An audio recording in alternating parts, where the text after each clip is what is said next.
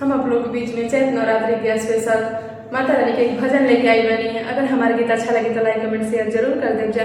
मोरा पीछू अरवाए मैया आमावा की गछिया हो कि आरी आरी ना, हो कि आरी आरी ना, मैया मोरे नीमिया के गछिया हो कि आरी आरी ना, मैया मोरे नीमिया के गछिया हो कि आरी आरी ना।